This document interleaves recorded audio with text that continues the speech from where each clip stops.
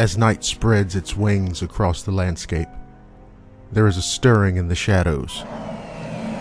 Out of their sinister alcoves come the monstrous agents of fear, the creatures of endless malevolence, beasts from the lost mists of time, evil fairies, clawed and fanged abominations, and the terrible gods of midnight. Blackwater Media proudly presents Darkfall Anthology 5.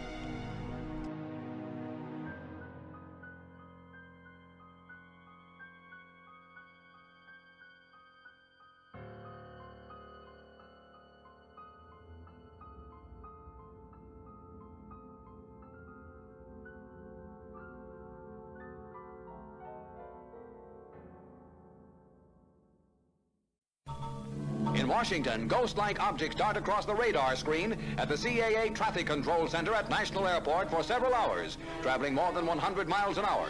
Air Force jet fighters spend several hours chasing the objects plotted on the radar scope. Something else is out there. There's something else out there, okay. Of all the banks and braes of bonny Scotland, none holds more fascination than the murky waters of Loch Ness. Tell me, do you think there is life on other planets? Well, I'm not quite sure, but I suppose there would be. No, he seems definite. You seem Definitely. definite. How do you see this life and where? Oh, I've seen a flying saucer. Blackwater Media presents Darkfall, real-life encounters with the paranormal and the unexplained.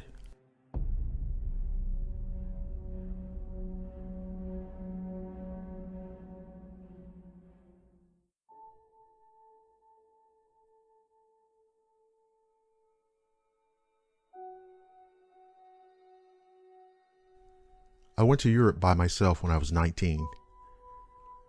I had no idea what I was doing, but I wanted to go before life happened, like so many people told me when I asked them why they never traveled. I was only going to travel for a few weeks because I had very little money, but I ended up finding jobs here and there and was able to stay for almost a year. I went to Greece at one point and met a young woman who was my age, and we hit it off. She lived in Thessaloniki, but her family was from a small village near the border with Bulgaria. She hadn't gone to visit her grandmother in a while and thought it would be fun to go if I went with her. I jumped at the idea, and I thought it'd be cool to go to her village. It's very small. Only a few homes had running water or electricity, and only one person had a phone. Now, the people in this town were hardly friendly. They stared at me as if I was guilty of something. I thought it was a beautiful village, and I felt like I'd stepped back into the past. We were to sleep in her grandmother's old house, no electricity, one faucet, and an outhouse. Strangely, the old woman would gather seeds and dry them on the floor, so all the floors were covered in crunchy seeds, so every step was just the sound of crunching. But she lived there alone, so it didn't really matter. Our bedroom was upstairs. It had 2 twin beds and 2 windows, but the windows were boarded up completely. Most of the house was boarded up like that too. I thought it was strange. That night it was so dark we had to keep a candle lit. We went to bed early, or what was early for us, closed the door as we were told because of stray cats and snakes, and got in our beds, but ended up talking for a long time. I thought the village and the people were so interesting, and she was excited to talk about it with me. Finally, we started to drift off. She blew out the candle, and within a couple of minutes, we heard what sounded like crunching footsteps coming up the stairs. I froze, and I assumed she did too. I thought it was her grandmother checking up on us. The footsteps continued up to the door and stopped for a second or two just outside the door, and then continued into the room.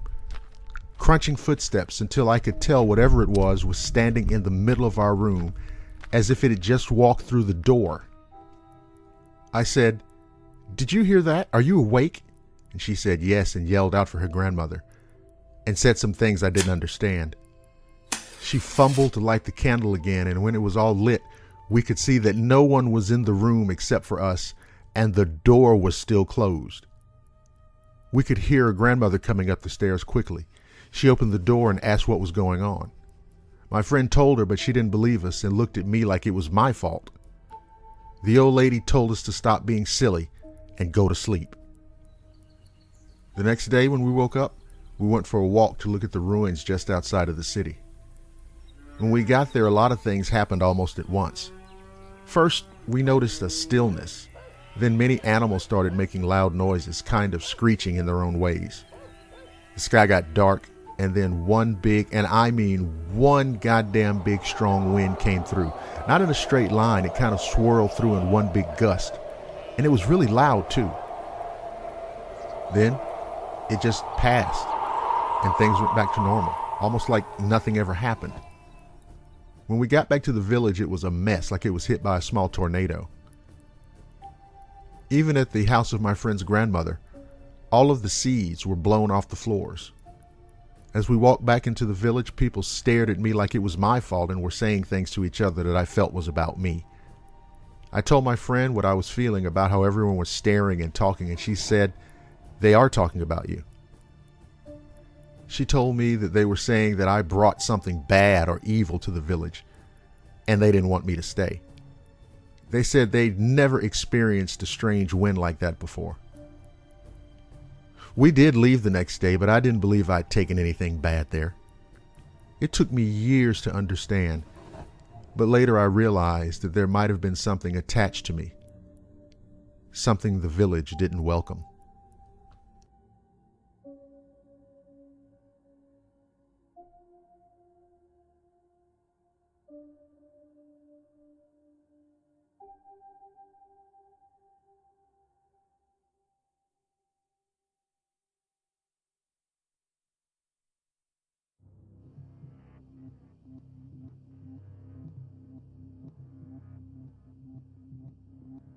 It was the fall of 1978, deer season in particular. I lived near a very small town in Suchez, Georgia. At the time, it had a population of around 1,000 people. It's in the southeast end of the Chattahoochee National Forest. I'm an avid hunter, and I was hunting on public land in the National Forest just up the road from Suchez in an area called Cooper's Creek. I'd scouted out the area during the summer, so late July, early August, I knew where all the game trails were, and I knew where water was located, which happens to be a small creek known as Bryant Creek. And I knew where all of the ridges and gaps were. I've hunted in and around this area for years and was very familiar with the area. Well, when I finally located a good spot, or at least a spot I thought would give me a good chance of a large buck, I set up my lock-on tree stand in a tree about 12 feet off the ground. I trimmed the branches to give me some shooting lanes and basically was all set for deer season. Oh, I was hunting with a 12 gauge shotgun. Rifle hunting was not allowed in the area. So let's fast forward to early November. I've been hunting out of my tree stand about 6 times by the time this particular hunt happened. It was late afternoon, around 4:15. I wanted to get there earlier, but work held me up. We'd hired this new kid named Ryan, and that little son of a bitch had been slowing me down all week. Anyway, this was a Friday. I finished up at work, jumped in my truck, and headed out to my hunting spot. Now, this was my normal routine for a Friday afternoon during deer season, and my wife knew that I would not be home until around 8:30 that night, or even later if I bagged something. I parked my truck at the trailhead and started hiking into the woods to find my tree stand. The walk takes about 15 to 20 minutes. You want to walk pretty quickly, but not run. You don't want to make too much noise moving through the woods. You don't want to spook any of the wildlife. As I was walking to my stand, the first thing I noticed was how quiet it was. I mean, it was very quiet. I didn't hear any of the normal chirping or singing birds, no insects, nothing, and only a slight breeze. I thought it was a bit strange, but continued on to my deer stand. I finally arrived, climbed up, and settled in.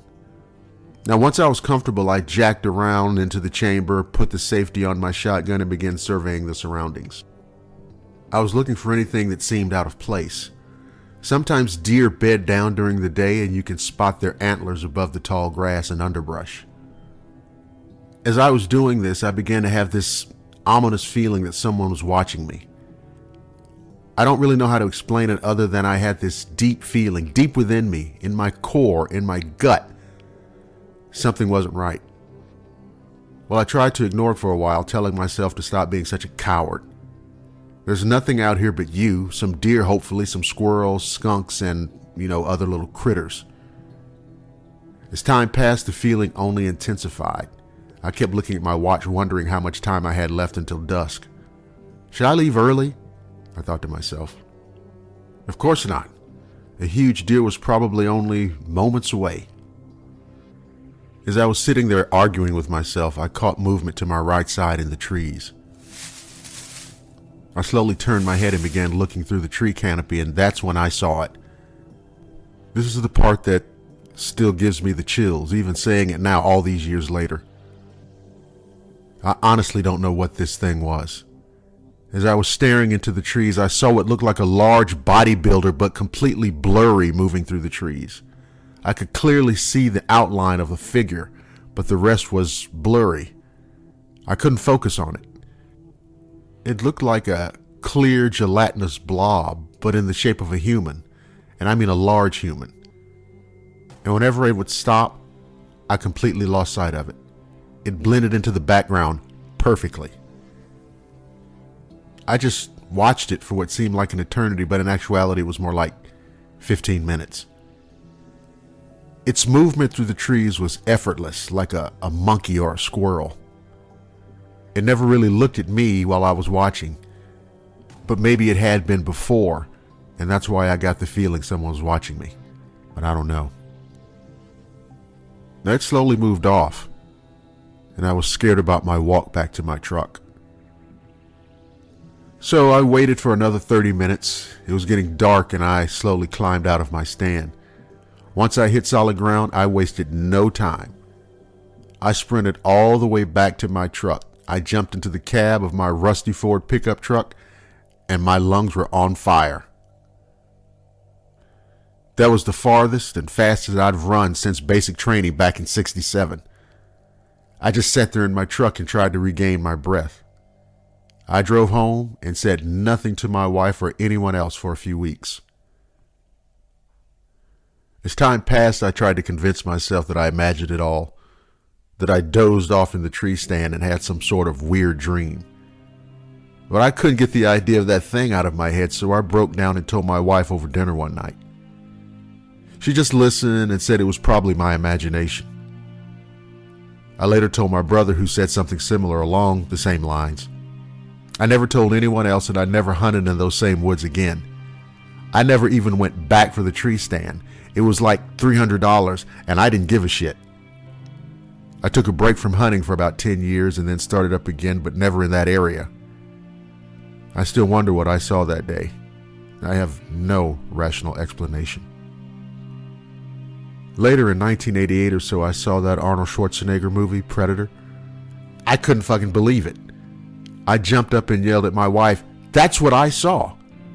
That looks just like it." I don't know if the writer had a similar experience as mine, and that's what inspired him to make the Predator cloak the way it did, or maybe was inspired by some other eyewitness account. But the fact is, it's exactly what I saw in the woods in northern Georgia in the fall of 1978. Now mind you, not the reptilian-looking creature with lasers and shit, but the cloaking part. What I experienced has stayed with me all these years. The world is full of strange things. Really strange things. And some of them are out there in the woods.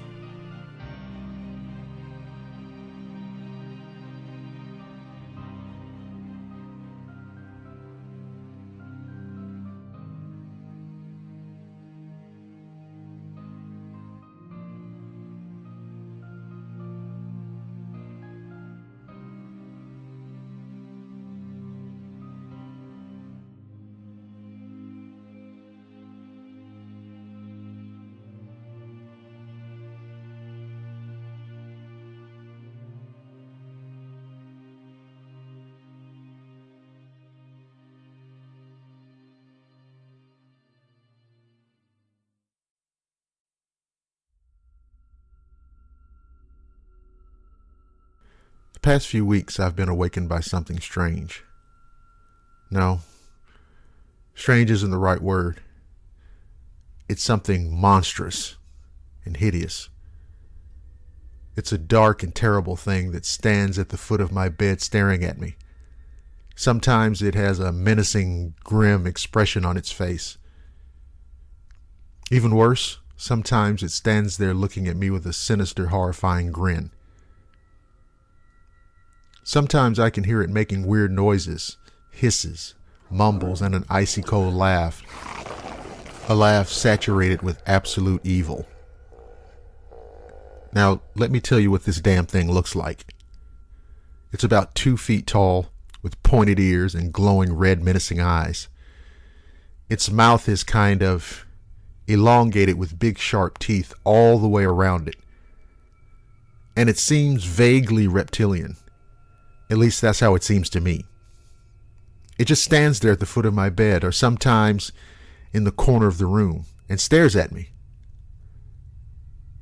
The other thing, too, is that it seems to appear just after 3 a.m. This disturbed me so much that I started doing some reading, some research into what this thing might be.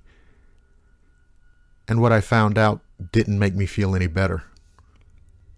I did, however, discover a special prayer that should be recited to keep such things away.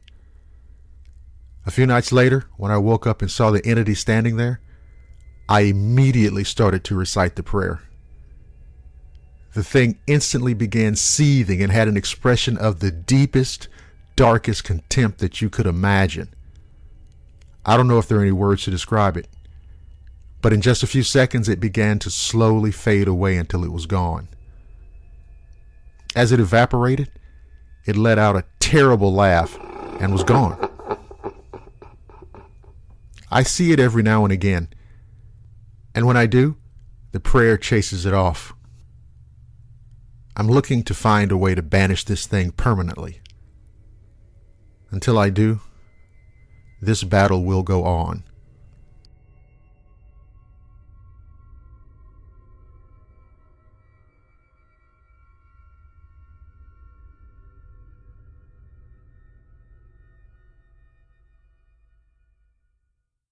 You're listening to the Blackwater Media Radio Network, the finest in digital audio entertainment. This is Blackwater Media coming to you from the great city of Atlanta.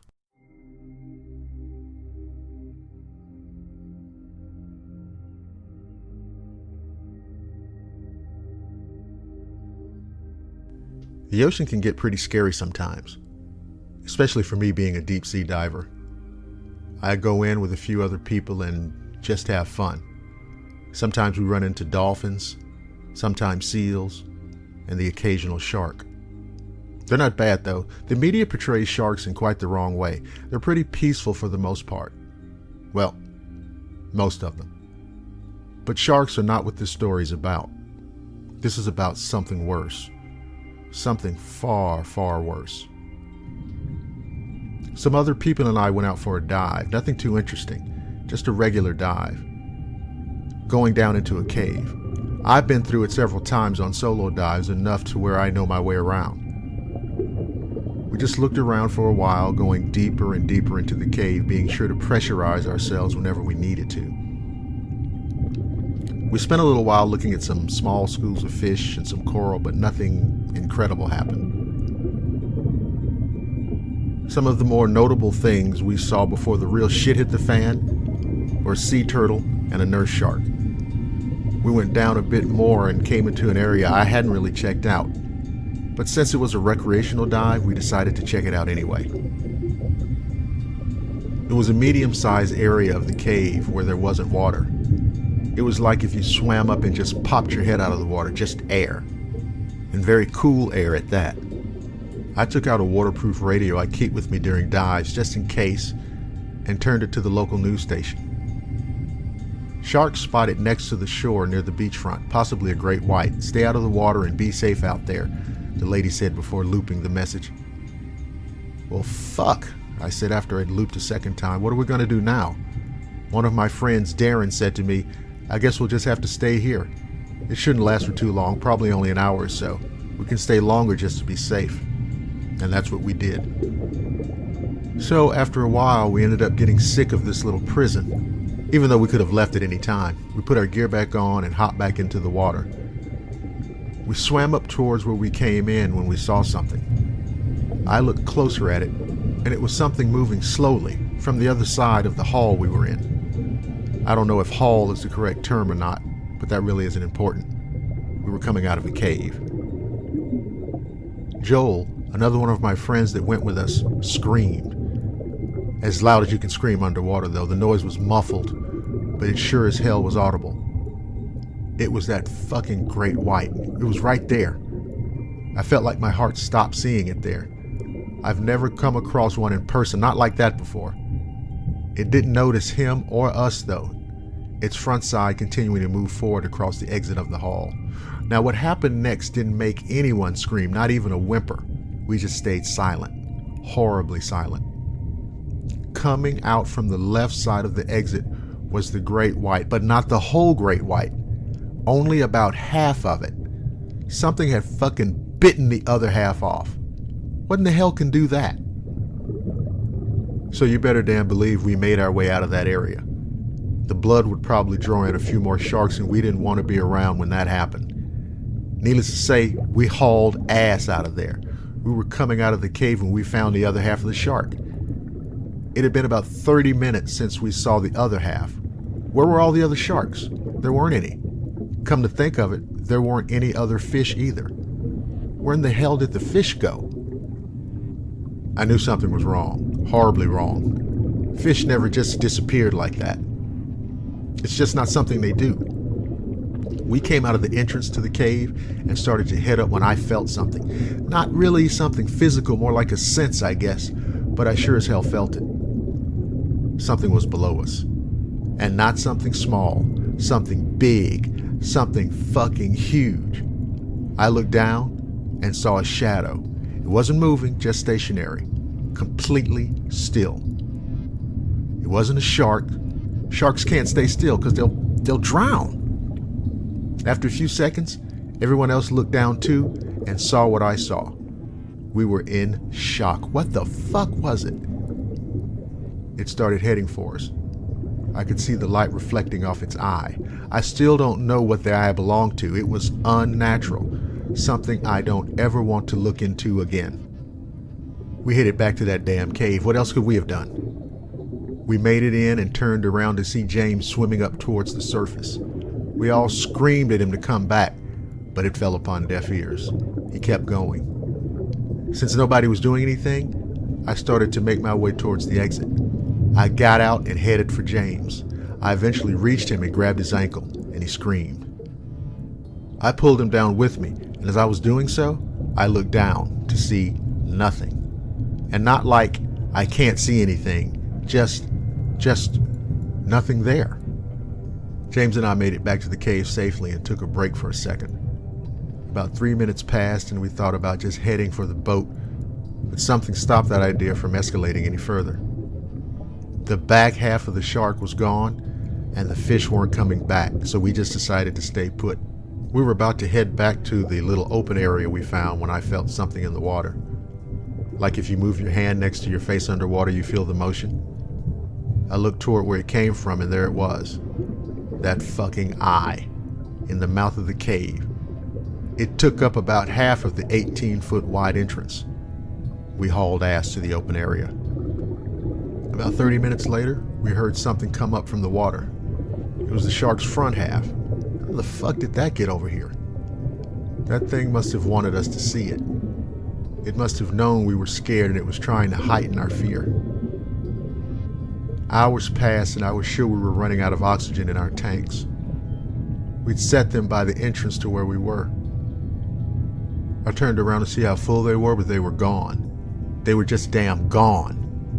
Our equipment. We were fucked. We argued for a while, and Stefan eventually stopped our bickering though, mostly because he knew it wasn't going to get us anywhere, and he knew this thing was just fucking with our heads. So we cleared our minds as best we could and decided that we'd leave. We would just swim and hope for the best. You can trust me, I'm aware that isn't anywhere near to a solid plan. But we were nervous and out of our minds for the most part. And after all, we stood a better chance all going at once than us trying to go one at a time and dying one at a time over and over. We took a few extra minutes to prepare ourselves, physically and mentally. We did the hyperventilation trick and then we took the dive. As we swam towards where the exit was, we kept checking around us and behind us, but we didn't see anything. Eventually, we made it up to where we first saw the front half of the shark. We looked around before making our way out into the mouth of the cave, and we were running out of air, and fast. We needed to get out of here. We swam into the abyss. Looking up, you could see the surface, so we took off. We were almost there when that fucking feeling came back. That feeling where you know something's there, but you just can't see it. It's burning at the back of my head. I look to my left to see James, to my right, Stefan, and in front of me, Darren. I turned to look at James, my eyes burning from the salt. I was feeling my consciousness start to slip away. Then I saw James disappear. Falling fast into the deep darkness of the unknown, he went. I couldn't do anything to stop it. I just kept swimming to the surface until it got closer and closer. I was almost fucking there. I thought I was going to die out there, but I made it. My head popped out of the ocean and I sucked in the biggest gulp of anything I'd ever taken and relished every goddamn second of breath I was able to experience. For a while, I just sat there stunned. James was fucking gone. Then Stefan and Darren popped up too. And we were all scared shitless. We took a second to regain control of ourselves and swam to the boat after we partially recovered. Stefan and Darren got up the ladder first, and as I was getting up, I felt something grab my ankle and I was yanked underwater by the thing that took James. It let me go. I climbed back up. It pulled me back down and thrashed me around. I climbed up yet again only to be pulled back under, this time deeper. I fought back and I tried to hit it, but I was released before it let me come into contact with itself. I swam to the top and climbed up the ladder. Stefan and Darren grabbed my arms and lifted me onto the boat. I sat there coughing for a while before looking back down. What I saw will haunt me for the rest of my life. I was able to see how truly huge this thing was. It was almost double the size of our boat. But what I saw after that was nothing short of nightmarish. I saw James. The thing had his body with it. It was showing it off. My friend since middle school. It was waving his body around the water like a fucking child brags to his friends by waving his new toy in the air. This goddamn thing was taunting us. After a while of sitting on the deck of the boat, I actually looked at myself. My leg from below the knee was gone. There wasn't any blood though. It was cauterized. That's what scared me the most about it. I'm doing okay now though I have a prosthetic. Still doing physical therapy too. It's a small price to pay to be able to walk again. We never figured out how our tanks disappeared like that. They were just gone. If you ask me to explain it, I won't be able to. I just know that 1 second they were there and the next they were gone. The Coast Guard found James's body floating out there in the ocean after they searched the cave for evidence. It was bloated and he had something on his back. From the pictures I got my cousin to get access to since he's a cop, they look like eggs. I don't know what they really are. But if they are eggs, what the fuck is going to hatch out of them?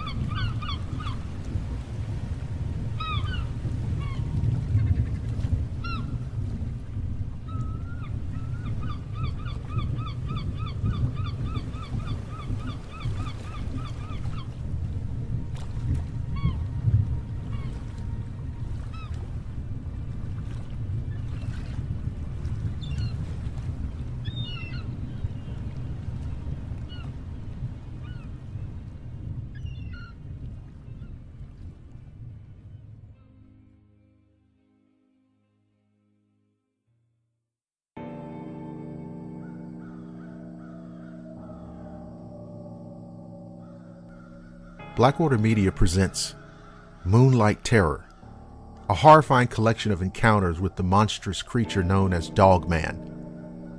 This collection features 10 never-before-heard accounts with this bizarre cryptid. These stories are not available on YouTube, Facebook, or any other social media venue. You can own this amazing collection in the MP3 format exclusively from Blackwater Media for the special price of $7.99.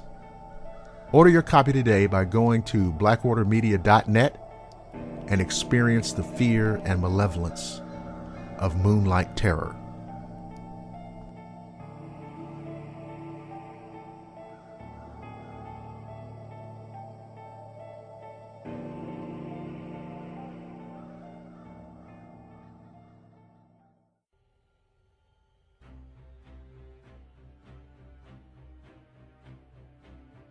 A secret war is being waged all across the world.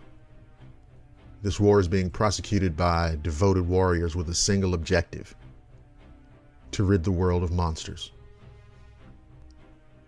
My name is Connor.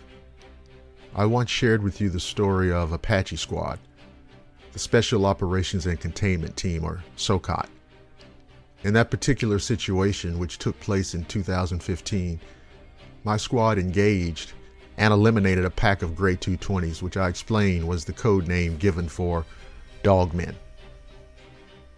Over the last 5 years, circumstances have required that our operation be expanded to global response capabilities. With the cooperation of other governments, we'd be able to commence containment operations anywhere in the world where our special skills were needed. Now, why was this done? Well, the answer is pretty simple. You see, over the last 5 years, sightings, encounters with strange creatures has steadily risen. This even includes attacks and, worse than that, deaths. That's right. These motherfuckers are no longer content to remain in the shadows and stay the subject of rumors and superstition. They're making themselves known, making themselves visible, and it's costing human lives. My first action outside of the U.S. took place in the Lake al-Assad region of Syria.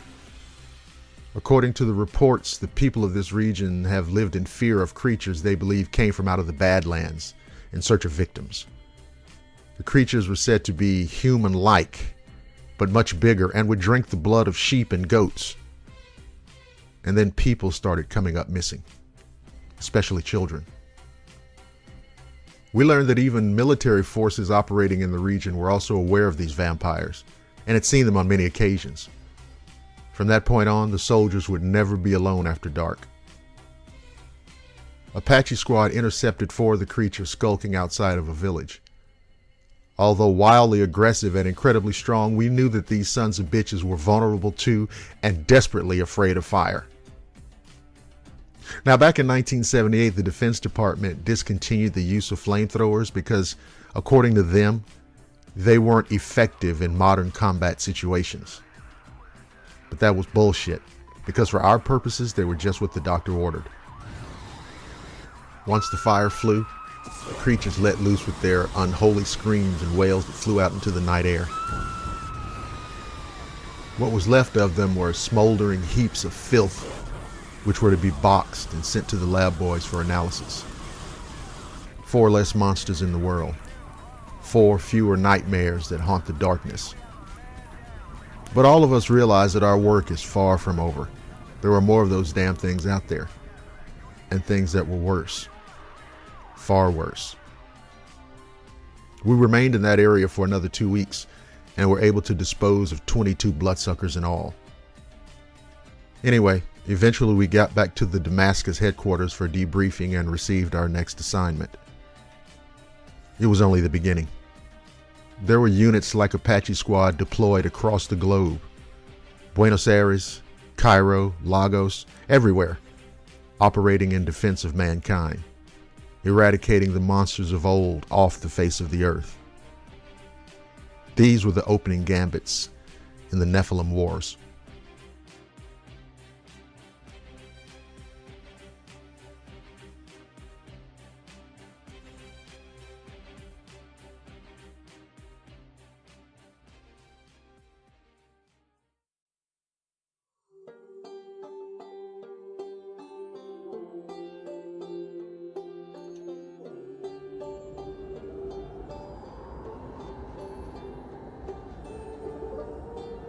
The old storage sheds along the tracks were abandoned shortly after the Baltimore and Ohio Railroad was built, and it wasn't long before the poor folk of the area moved in.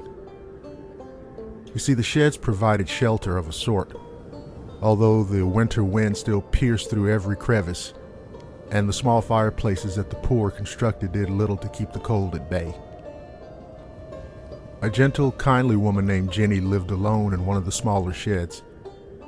She'd fallen on hard times, and with no family to protect her, she was forced to find work where she could and take whatever shelter was available to someone with little money. Jenny never had enough to eat, and in winter her tiny fire barely kept her alive during the cold months. Still, she kept her spirits up and tried to help other folks when they took sick or needed food, sometimes going without herself so that another could eat. One cold evening in late autumn, Jenny sat shivering over a fire, drinking broth out of a wooden bowl, when a spark flew from the fire and lit her skirt on fire. Intent on filling her stomach, Jenny did not notice her flaming clothes until the fire had burnt through the heavy wool of her skirt and began to scorch her skin. Leaping up in terror, Jenny threw her broth over the licking flames, but the fluid did nothing to douse the fire. In terror, Jenny fled from the shack and ran along the tracks, screaming for help as the flames engulfed her body. The station was not far away, and instinctively Jenny made for it, hoping to find someone to aid her. Within moments her body was a glowing inferno, and Jenny was overwhelmed by pain. Her screams grew more horrible as her steps slowed. She staggered blindly onto the tracks just west of the station, a ball of fire that barely looked human. In her agony, she did not see the glowing headlight of the train rounding the curve, or hear the screech of the brakes as the engineer spotted her fire-eaten figure and tried to stop. A moment later, her terrible screams broke off as the train mowed her down. Alerted by the whistle, the crew from the station came running as the engineer halted the train and ran back down the tracks toward poor dead Jenny, who was still burning. The men doused the fire and carried her body back to the station. She was given a pauper's funeral and buried in an unmarked grave in a local churchyard. Within a few days, another poverty-stricken family had moved into her shack, and Jenny was forgotten. Forgotten, that is, until a month later when a train rounding the bend west of the station was confronted by a screaming ball of fire. Too late to stop, the engineer plowed over the glowing figure before he could bring the train to a screeching halt. Leaping from the engine, he ran back down the tracks to search for a mangled, burning body, but there was nothing there. Shaken, he brought his train into the station and reported the incident to the station master. After hearing his tale, the station master remembered the poor dead Jenny and realized that her ghost had returned to haunt the tracks where she had died. To this day, the phantom of Screaming Jenny still appears on the tracks on the anniversary of the day she died. Many an engineer has rounded the curve just west of the station and found himself face to face with the burning ghost of Screaming Jenny, as once more she makes her deadly run towards the Harper's Ferry station, seeking in vain for someone to save her.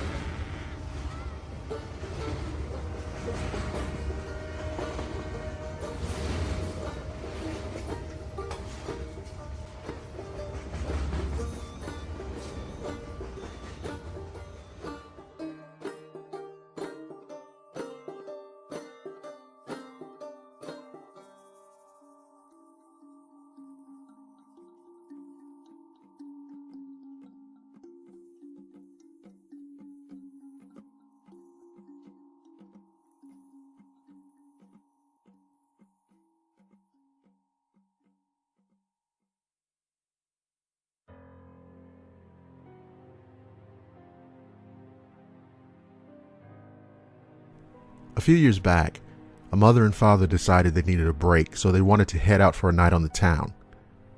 They decided to call their most trusted babysitter. When the babysitter arrived, their 2 children were already fast asleep in bed, so the babysitter decided to check in on the children and then do a little reading. Later that night, the babysitter, after reading several chapters, put her book down and thought about watching some TV. Now, she knew that the television in the den did not have cable, but the TV in the parents' bedroom did. So she went upstairs and gave them a quick call to ask if it was okay for her to watch television in their bedroom. Naturally, the parents granted her request, but before they hung up the phone, the babysitter made one additional request. She asked if she could cover up the angel statue because, for whatever reason, it made her nervous. The phone line went silent for a moment, and the father, who was talking to the babysitter at the time, said, "Take the children and get out of the house. For God's sakes, get out of there now." Shocked and confused, the babysitter cried out that she didn't understand. The father, in a panic rage, replied, "Go! Go now! We don't own a fucking angel statue." Later on, the police found both of the children and the babysitter slumped down in pools of their own blood within a few minutes of the phone call. No angel statue was ever found.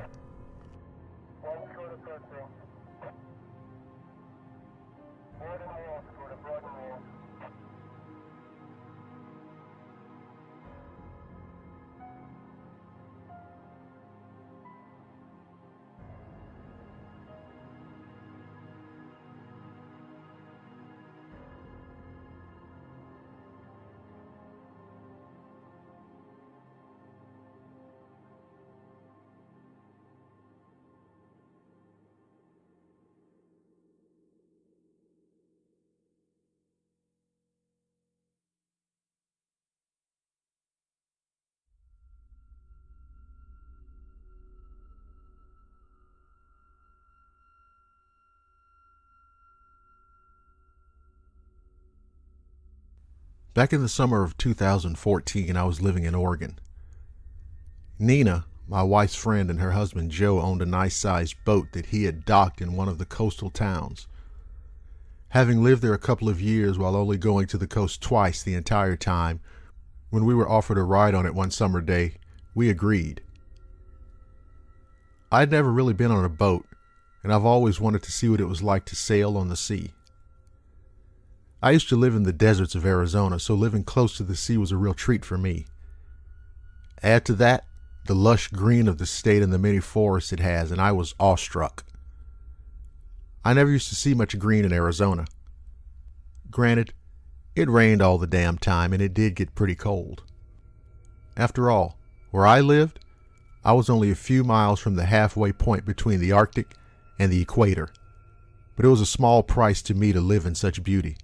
Plus, the no sales tax the state had didn't hurt its case either. So on the day of the trip, I was excited. We lived maybe 3 hours from where they lived, so we headed out early. It was 10 in the morning when we arrived. The summer air was in full swing and the ocean was breathing salty. It wasn't as hot as one might expect in the summer, but it was still pretty warm. We went over to their oceanside property and spent the rest of the morning and part of the afternoon hitting the shops and eating at one of the seafood restaurants. We then went back to their place to chill out for a bit before we headed out to the dock. By then it was almost 5 in the afternoon and the dock was part empty, probably because a lot of people had the same idea we had. When I first laid eyes on the SS Seafarer, I was stunned.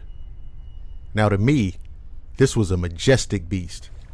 To Joe, it was like part of his way of life. He'd had it for a year and loved its roomy deck and single-engine prowess. I was in awe, though. I was excited to get out on it. He gave me a tour of the boat before we set sail out onto the Pacific. We sailed out far enough that we lost sight of land. He knew the sea well and knew where the international waters were. After a bit of sailing, part of the time of which he let me take the helm, we stopped and looked out into the empty vastness of the Pacific Ocean. Joe whipped out a cooler with drinks and we sat on the deck and talked for hours. The change in temperature was noticeable when the sun set just after 9 p.m. We'd brought coats and sweaters as we knew it would get a bit chilly. The moon was out, but not very bright. We stayed another hour talking and not thinking about the problems in the world or in our lives for the moment. I was the one who first heard the sound emanating from the water. It was like a soft howl, but low enough that the others didn't seem to notice it. I heard it though, and began wondering what it could be. I was excited at the thought that it could be a whale. After a while it did it again, only slightly louder. This time the others heard it as well. My wife looked around and asked what that was. Nina said that she didn't know, and Joe began to actively listen as I was. After a few minutes, the sound was heard again.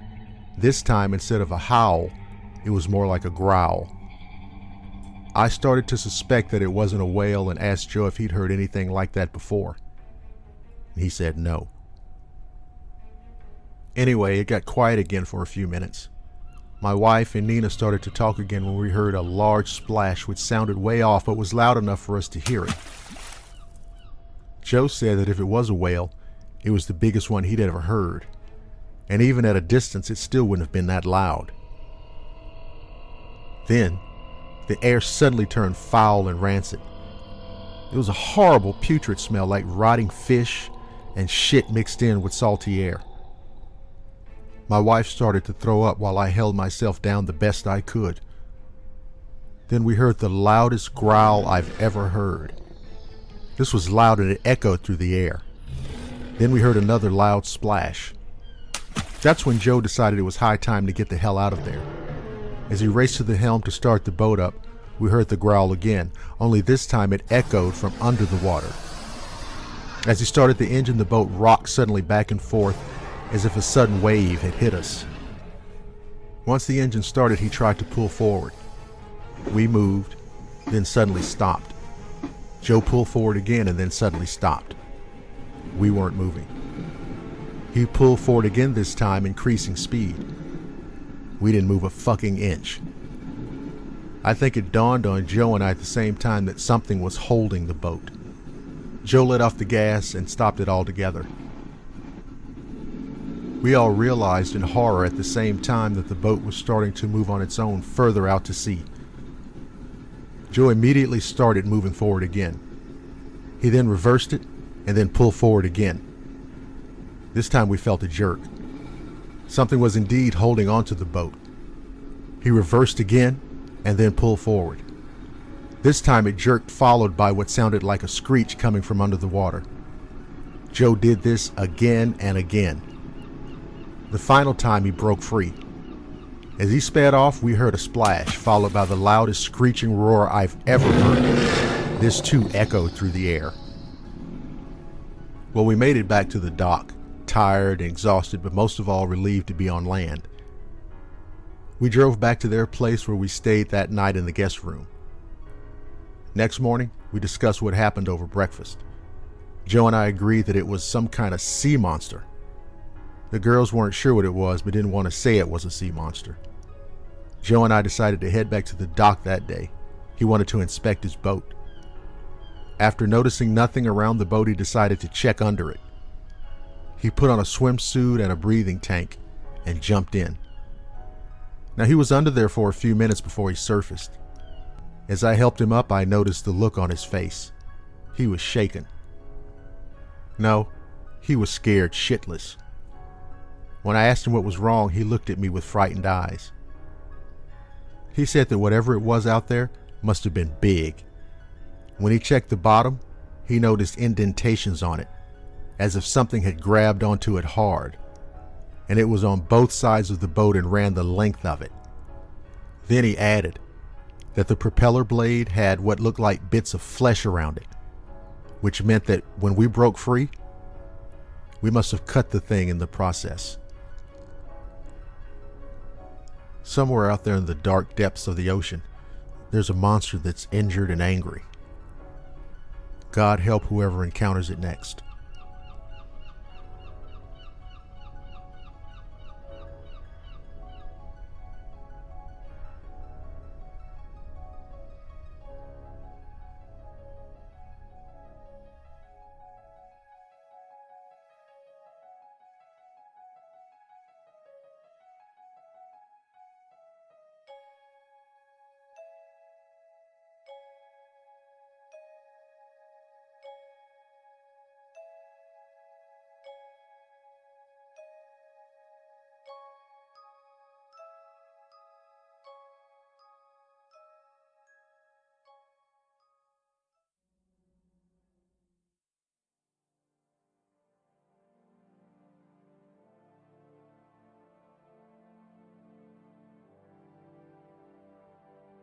In 2011, I was working at the Lewis McChord military base located south of Tacoma, Washington.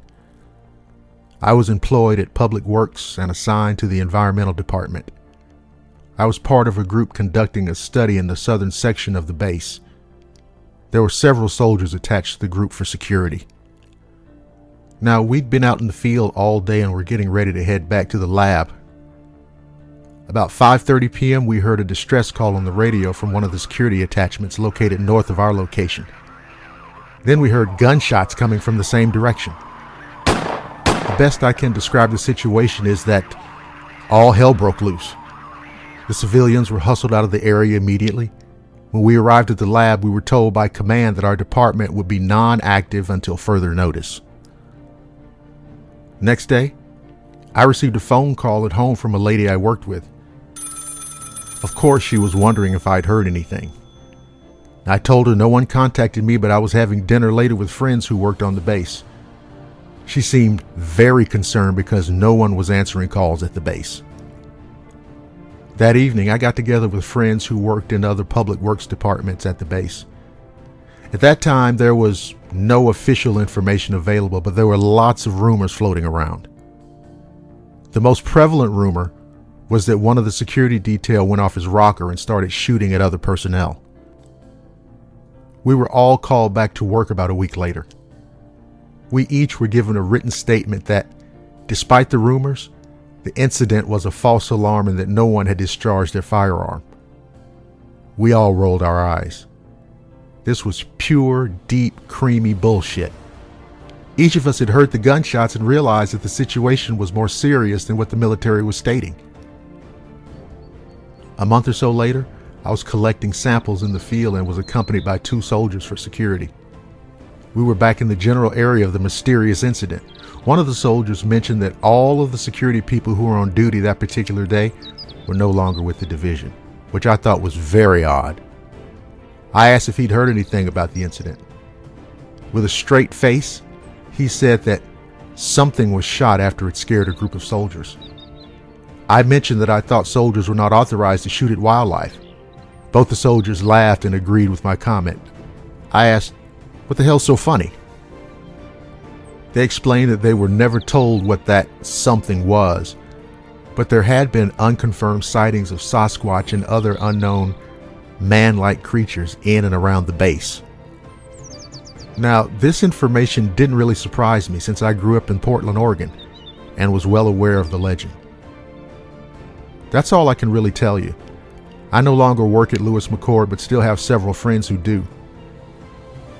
I will say that I'm more mindful of the cryptid world, especially here in the Pacific Northwest.